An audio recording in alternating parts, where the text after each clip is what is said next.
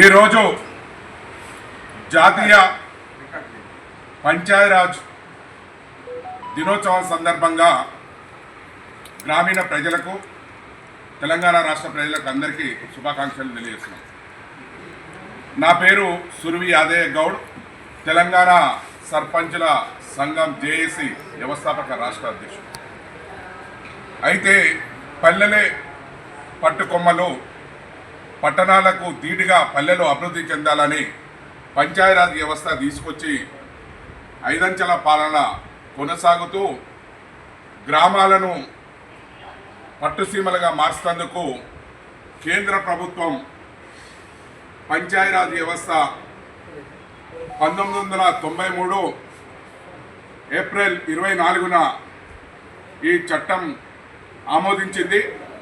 అదేవిధంగా పంచాయతీరాజ్ చట్టంలో 29 అధికారాలు ఇచ్చి గ్రామాలను అభివృద్ధి చేసే విధంగా, పరిపాలన చేసే విధంగా కేంద్రం ఆమోదింపజేసింది.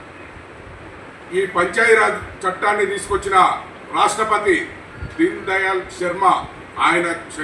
శర్మ ఆయనకు ప్రత్యేక ధన్యవాదాలు. ఎందుకంటే ఏదేమైనా కేంద్ర ప్రభుత్వం, రాష్ట్ర ప్రభుత్వం ఉంటే మూడో ప్రభుత్వం స్థానిక ప్రభుత్వం అనేది తీసుకొచ్చి స్థానిక గ్రామీణ ప్రజలకు నిధులు అందే విధంగా ఆ కేంద్ర ప్రభుత్వం ఆ రోజు ఈ చట్టాన్ని తీసుకొచ్చింది.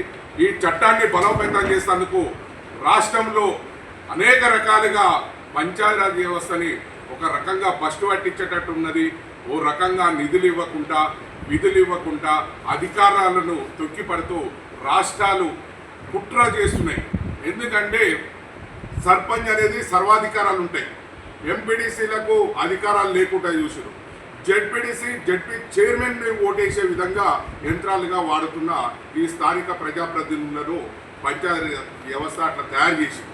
అంటే స్థానిక ప్రభుత్వాలు అట్లా తయారు చేసింది.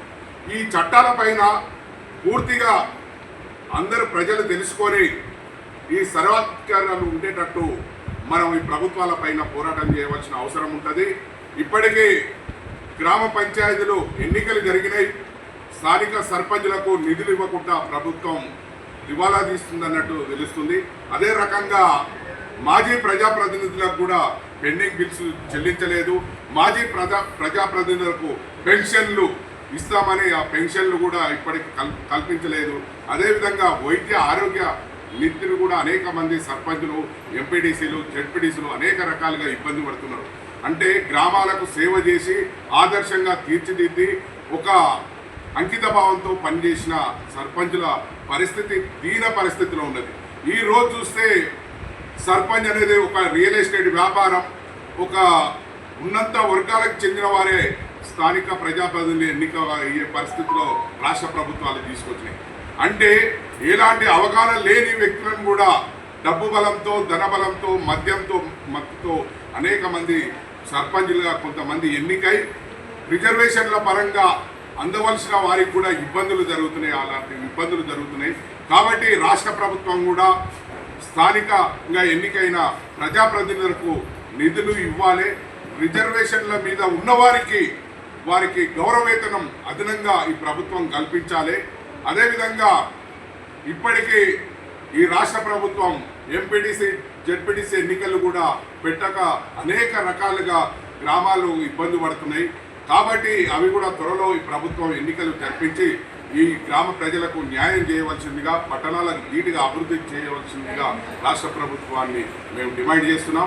ఇవాళ పంచాయతీరాజ్ దినోత్సవం సందర్భంగా ఈ రాష్ట్ర ప్రభుత్వం కూడా స్థానిక ప్రజాప్రతినిధులకు మెరుగైన సౌకర్యాలు, అదేవిధంగా వారికి ఉన్న డిమాండ్స్ కూడా నెరవేర్చాలని ప్రభుత్వాన్ని డిమాండ్